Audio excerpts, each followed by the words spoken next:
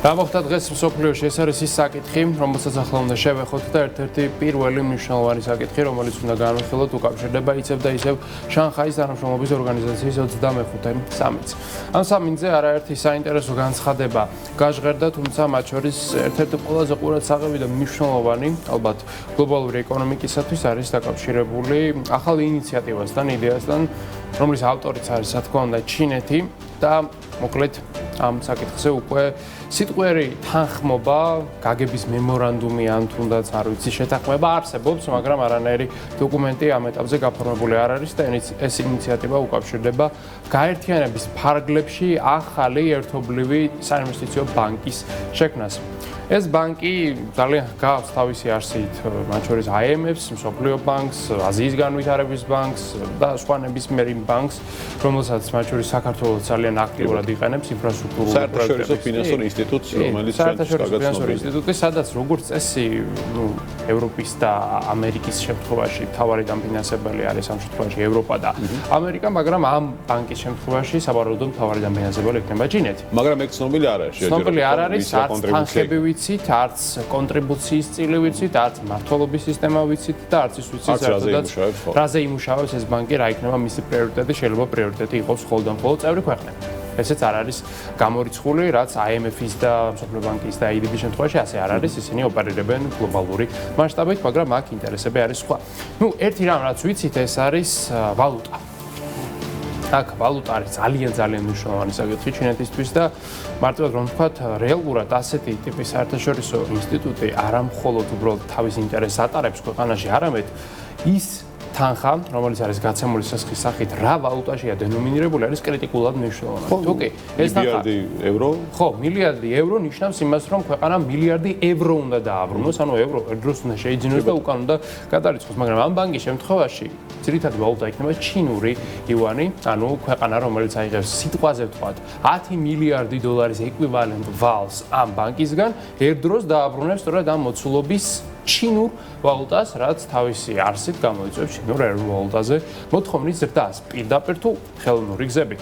ეს მოთხოვნის ზრდა რეალურად არის გეოპოლიტიკური სტრატეგიის ერთ-ერთი მთავარი ამოსავალი წერტილი, რასაც ჩინელები უწოდებენ ხშირად დედოლარიზაციის გლობალურ ხედვას, რადგანაც მათ მიაჩნიათ, რომ ამერიკა, ვინაიდან არის ჰეგემონი, მას აქვს დოლარზე მონოპოლია, ფედერალური რეზერვი არის დოლარის ერთადერთი გამომშვები მიმწოდებელი, შესაბამისად ამერიკას შეუძლია ვისაც უნდა შეუზღუდოს დოლარზე წვდომა, დოლარზე პროცენტული განაკვეთი თვითონ აკონტროლოს და ამით პრინციპში მონეტარული სისტემა პლანეტის მასშტაბით ერთმა ქვეყანამ და ერთმა ასე ვთქვათ მარეგულირებელმა განსაზღვროს, რაც ჩინეთში არ მოსწონთ და ამიტომაც უნდათ რომ ბალანსის ცენტრი და წერტილი გადაიტანონ აზიაში. მინიმუმ აზიის ფარგლებში. კი, მინიმუმ აზიის ფარგლებში, მინიმუმ აი ამ სამიძე წარმოდგენილი სახელმწიფოების ფარგლებში, თუმცა ალბათ მეზობელი ქვეყნების მოიაზრება, ალბათ ხა ევროპა და ამერიკა ამ ბანკისგან არაფერს არ ისესხებენ ესეთი პირდაპირ სახით ერთი-ორი აქტორის გამოკლებით, მაგრამ სავარაუდოდ თავარი მოტივი ალბათ იყო ის, რომ მისი ვალუტა ამ შემთხვევაში იყოს გავრცელებული და მოთხოვნადი კი. როგორზეც ვთქვათ, მისი თავარი კონკურენტი დოლარი ამ შემთხვევაში. კიდევ ერთი მნიშვნელოვანი თემა, რაც იყო სამიტის ფარგლებში შეხვედრებზე პრინციპში, ეს უკავშირდება უკვე ვიზების მიმართულებას. ამ შემთხვევაში სი ძინპინის და პუტინის შეხვედრის შემდეგ გავრცელდა ეს ინფორმაცია, რომ 2025 წლის 15 სექტემბრიდან 2026 წლის 14 სექტემბრამდე რუსეთის მოქალაქეები, რომლებიც ფლობენ ჩვეულებრივ პასპორტებს, ჩინეთში მოგზაურებენ უვიზოდ.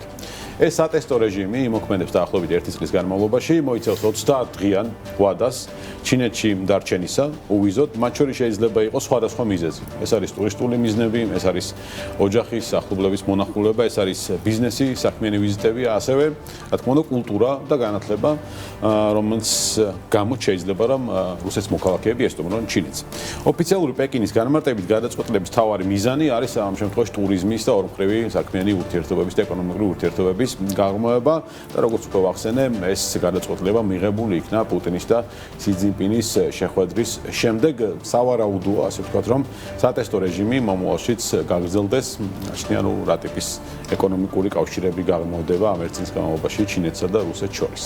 ეს ნამდვილად შეგვიძლია ვთქვათ, რომ უკვე არის დადასტურებული ფაქტი, რადგანაც როგორც წესი, როდესაც ქვეყნები ასეთ უვიზო რეჟიმს დროებით იწყებენ, როგორც წესი ახანგრძლივებენ კიდეც და აქ არანაირი კონტრარგუმენტი არ არის. იმოგზაუროთ ჩინეთში უვიზოდ საშუალება და ამ საშუალებას ზოგიერთი ქართველი იყენებს კიდეც, უმეტესი ალბათ უფრო მეტად ტურისტული ან ბიზნესის კუთხით, რადგანაც ჩინეთიდან ყოველ შემთხვევაში ბიზნესის კეთება ნამდვილად საინტერესოა ბევრი მოქალაქისა და ბიზნესისთვის. აქ რუსეთთან დაკავშირებით გვაქვს კიდევ ერთი სიახლე, ეს უკავშირდება ისი ეკონომიკური ზრდის პროგნოზს, მოკლედ ცენტრალურმა ბანკმა და ფინანსთა სამინისტრომ ერთობლივი პროგნოზი წარმოადგინეს, ოფიციალური პროგნოზი გვაქვს ამ შემთხვევაში საუბარი, რომელიც როგორც წესი ყოველთვის ყველაზე პოზიტიურია, რადგანაც რუსეთში არ უყვართ ნეგატიური პროგნოზები, ამას ხშირად ეწირება კონკრეტული პერსონები, მათი გადაყენება ხშირად სწორედ ერთი პროგნოზით არის ხოლმე გამოწვეული და მოკლედ პროგნოზი გადაყენება ხო, გადაყენების გარდა სხვა სადამსჯელო მექანიზმებიც არსებობს, ზოგიერთი მათგანი თავის სკამთან ერთად სიცოცხლესაც ემშვიდობება ხოლმე, ამისი არაერთი მაგალითია, დადასტურებული თუ დაუდასტურებელი, მაინც არის მაგალითი. მოკლედ, პროგნოზი არის შეცვლილი და მოელიან ახლა უკვე ცენტრალურ ბანკში, რომ 2025 წელს, ანუ მიმდინარე წელს, ჯამურად რუსეთის ეკონომიკა გაიზრდება 1.9%-ით და არა აქამდე პროგნოზირებული 2.9%-ით. ანუ ჩამოქვეითება არის მთელი 1%-ული პუნქტი და 1%-ული პუნქტი არ არის მცირე კორექცია, აქ რუსეთზე გვაქვს საუბარი, ძალიან დიდი ეკონომიკის მქონე სახელმწიფოზე, როდესაც ეკონომიკის მოცულობა არის 2 ტრილიონი დოლარის ფარგლებში, იქ 1% არის ჩვეულებრივი სახელმწიფოს მთლიანი ბიუჯეტი, ამიტომაც ძალიან დიდი ჩამორჩენა აქვს რუსეთს და ამ ჩამორჩენას აქვს რამდენიმე მიზეზი. ერთ-ერთი მთავარი მიზეზი არის საბიუჯეტო შემოსავლების შემცირება ენერგეტიკული სექტორიდან, გასაგები მიზეზებით. მეორე ფაქტორი ეს არის თავად სამხედრო ხარჯების ზრდა, რაც ბიუჯეტზე ზეწოლას იწვევს და მესამე ფაქტორი არის ეკონომიკური ზრდის შენელება ცენტრალური ბანკის გამო, რომელსაც განაკვეთი რეფინანსირებისა აქვს 18%-ის ფარგლებში და 18%-ში სესხის აღება, ბინის ყიდვა და ბიზნესის გაკეთება არავის არ უნდა.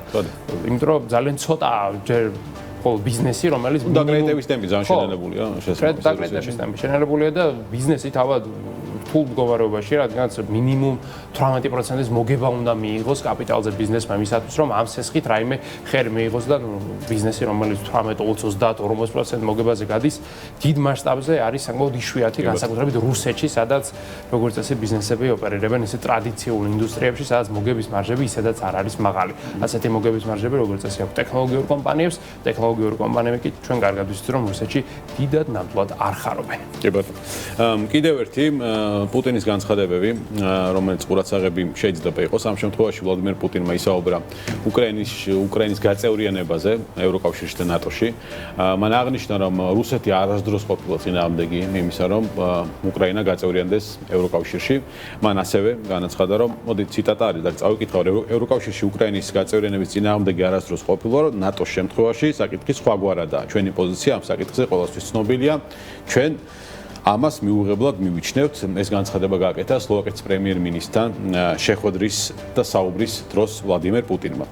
უკრაინის ხელისუფლება კი, რა თქმა უნდა, მიიჩნევს, რომ რუსეთს არავინ ეკითხება, სად გაწევრიანდება უკრაინა, ეს იქნება ნატო თუ ევროკავშირი. ნატოს ხელმძღვანელობამ კი რამდენჯერმე თქვა, რომ რუსეთს არ აქვს ვეტოს უფლება ნატოში, ვერ გამოიყენეს ვეტოს უფლება, შესაბამისად ეს არ არის ის საკითხი, რომელსაც წვეთს რუსეთი. თუმცა, მიუხედავად ამისა, დასავლური ქვეყნები უკრაინის უსაფრთხოების გარანტიების საუბრისას ნატოს წევრობაზე ამ შემთხვევაში საკმაოდ ისე საუბრობენ მორიდებულად და ნატოს წევრობასთან დაკავშირებით რუსეთის პოზიციის გათვალისწინება პრინციპში დასავლურ ქვეყნებს მაინც მოუწევთ. სამწუხაროდ ასეთია დღეს მოცემულობა.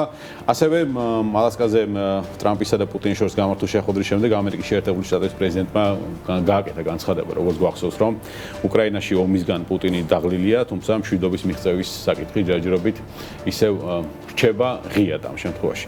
თავად პუტინმა ჩინეთში გამართულ სამიტზე ევროპული ლიდერების მოსაზრებას, რომელიც უკავშირდებოდა იმას, რომ პუტინი არ დაიღალა პირიქით, ევროპელი ლიდერები მიიჩნევენ უკრაინაში მშვიდობის მიღწევა სერიოზულად დაინტერესებული საერთოდ არ არის პუტინი.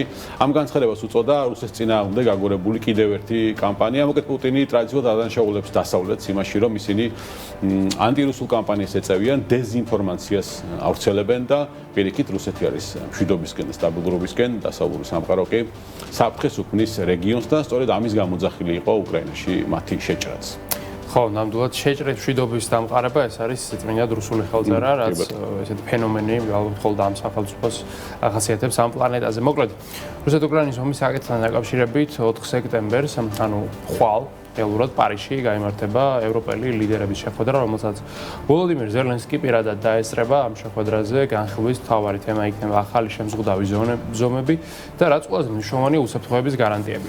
უსაფრთხოების გარანტიებს აქამდე ლიდერები რაღაცნაირად ჯიუტად აიგნორებდნენ, ეგონათ რომ საჭირო არ იყო, მხოლოდ რაღაცა ფურცელი იქნებოდა საკმარისი პუტინის შესაძლებლად, მაგრამ უკვე დღეს ყველა ხვდება, მათ შორის ტრამპიც, რომ არანაირი ფურცელი პუტინს არ გააჩერებს და თუ არ იქნება რეალური უსაფრთხოების გარანტიები და ეს არ შეიძლება იყოს მხოლოდ უკრაინის რესურსებით გამოწვეული. რეალური ძალა ხო იქნება ეს ევროკავშირის თუ ამერიკის არ აქვს მშრომლობა, რეალური ძალა იქ თუ არ იქნება, რუსეთს არაფერი არ გააჩერებს რეალურად და სწორედ აი ამ საკითხზე მიმდინარეობს ახლა მსჯელობა. ამ შეხვედრას დაესწრებიან ევროპელი ლიდერები, მათ შორის საფრანგეთი არის მასპინძელი, შესაბამისად მაკრონი იქნება ყურადღების ცენტრში და ბოლო პერიოდში მაკრონი ისედაც ამ მიმართულებით გლობალურ ლიდერად ჩამოყალიბდა და ის ერთგვარ მიზიდულობის ცენტრადაც კი იქცა, მათ შორის აი გერმანია და საფრანგეთი ყველაზე აქტიურები არიან ამ მიმართულებით. აქ საინტერესო ის არის, რომ ამ შეხვედრას არ დაესწრება ამერიკის შეერთებული შტატების პრეზიდენტი და როგორც ჩანს ამერიკა მაღალი დონის წარმომადგენლობით ისედაც არ იქნება იქ წარმოდგენილი. ეს იმაზე მოვიცდებს, რომ ამერიკას ამ შეხვედრისგან რაიმე სარგებლის მიღების იმედი არ აქვს. ისინი ფიქრობენ, რომ მოლაპარაკებები იქნება წარმოებული პირდაპირ ამერიკის მიერ და ამერიკა თავის წარმოადგენლობით და პრეზიდენტი არსად არაპირებს ჩასვლას თუ ის ჩავა სადმე, ეს იქნება მხოლოდ ხელის მოსაწერად. ასეთი დამოკიდებულება აქვს ტრამპის ადმინისტრაციას, ნახოთ სანამდე წაგვიყვანს ეს დამოკიდებულება და ვითარების ასეთი განვითარება. ჩვენ სხვათა შორის გუშინ საუბრობდით, რომ ტრამპის ადმინისტრაციაც მათ შორის ჩვენც და ისინი უფრო ალბათ ემზადებიან იმისთვის, რომ გაკეთოს სანქციების რეჟიმი ამოქმედდეს. ყველა პრინციპში ევროკავშირიც ამერიკის შეერთებული შტატებით, რუსეთს ალბათ ამას ელოდება, რა სანქციები იქნება ამას ყველა ერთად ნახავთ და ეს არის ალბათ გასაღები და მთავარი პერკეტი, რომელიც ამერიკის შეერთებული შტატებს ხელში აქვს და ალბათ ამას გამოიყენებს. ყოველ შემთხვევაში ამას დრო გვიჩვენებს. რაც შეეხება ძალას, რომელიც ვახსენეთ, უკრაინაში ომის დაწყებიდან დღემდე საკმაოდ კარგი ტემპებით განვითარდა იარაღის წარმოება და ეს ეხება ინოვაციურ სამხედრო შეიარაღებას მათ შორის. მე ვახსენე გადაცემის დასაწყისში, რომ ვისაუბრებდით იარაღის წარმოების განვითარებაზე Quantum Systems. ეს არის გერმანული კომპანია, რომელმაც დრონების საიდუმლო ქარხანის ქსელი შექმნა უკრაინაში და კომპანიაში აცხადებენ, რომ მიზანი ვერტიკალურად მოძრავი სადაზვერვო დრონების უკრაინაშივე წარმოება. არსებული ინფორმაციით, ეს კომპანია 80-მდე დრონის წარმოებას მოახერხებს ერთი თვის განმავლობაში. გერმანიაში ამ დრონების წარმოების რაოდენობა დაახლოებით 120-ია ერთთვიან პერიოდში. ეს დრონები ხელოვნური ინტელექტით აღჭურვილი დრონებია, რომლებიც სამიზნეებს აღმოსაჩენად WASP-ის ტიპის აკუსტიკურ სენსორებს იყენებენ, რაც რუსული артиლერიის ადგილმდებარეობის დადგენაში უდიდეს როლს ასრულებს. მარტივად რომ ვთქვათ, ცაში აფრენილი დრონი იჭერს გამოყენებული артиლერიის ხმას და ამ ხმის საშუალებით ადგენს, ასე ვთქვათ, საიდან მოხდა გასროლა. მოკეთ კომპანიის მიერ ქარხნების უკრაინის ტერიტორიაზე გაშლა რუსული საფრთხის თავიდან აცილებას უკავშირდება და ისახოს მიზნად თავისთავად ცხადია და რაც უფრო მეტია საწარმო, მით უფრო რთულია წარმოების ჯაჭვის ერთიანად ჩამოშლა, ამიტომ ქსელის შექმნა არის ამ შემთხვევაში ყველაზე მნიშვნელოვანი, არა ერთი წარმოების, არამედ რამდენიმესი, რომლის დაშლასაც რუსეთი ვერ მოახერხებს საკუთარი სამხედრო ძალით.